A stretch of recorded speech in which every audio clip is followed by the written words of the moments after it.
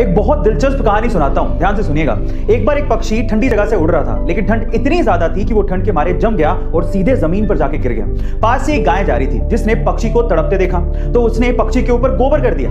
गोबर की गर्मी की वजह से वो पक्षी धीरे धीरे रिकवर करने लगा, उसकी ठंड कम होने लगी और उसे एहसास होने लगा कि वो शायद बच जाएगा, जिसकी वजह से वो खुशी के मारे गाना गाने लगा। पर उसके गाने को गलती से किसी बिल्ली ने सुन लिया।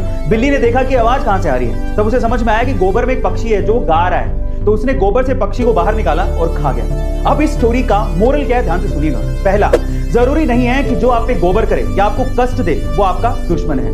दूसरा, जरूरी नहीं है कि जो आपको गोबर से बाहर निकाले या कष्ट से बाहर निकाले वो आपका दोस्त ही है। और तीसरा, जब भी आप गोबर के अंदर हो यानी कि कष्ट में हो तो अपने मुंह को बंद रखना चाहिए।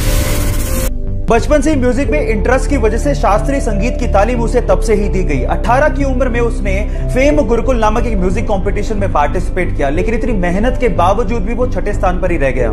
इसके बाद उसे समझ में आया कि म्यूजिक में उसे और डेप्थ की जरूरत है। अपने सर्वाइवल के लिए उसने मुंबई में कई म्यूजिक कंपोजर्स के अंडर काम किया। फाइनली अपनी मेहनत के चलते बॉलीवुड में उसे अपना पहला ब्रेक फिर मोहब्बत सॉन्ग से मिला। फिर मोहब्बत सॉन्ग तो सबकी जुबान पे चढ़ गया, लेकिन वो सिंगर अभी भी इतना फेमस नहीं हो पाया। लेकिन उसने हार नहीं मानी। फाइनली आशिकी 2 के तुम ही हो सॉन्ग के बाद वो रातों रात सुपरस्टार बन गया। क्योंकि तुम ही हो, अब तुम ही हो, जिंदगी अब तुम ही हो। गाइस, अब आप ये सोचिए कि अगर उस सिंगर ने कंपटीशन हारने के बाद हार मान ली होती तो क्या वो आज अरिजीत सिंह से द अरिजीत सिंह बन पाता? इसीलिए never give up. Thank you for being here. बहुत बहुत धन्यवाद।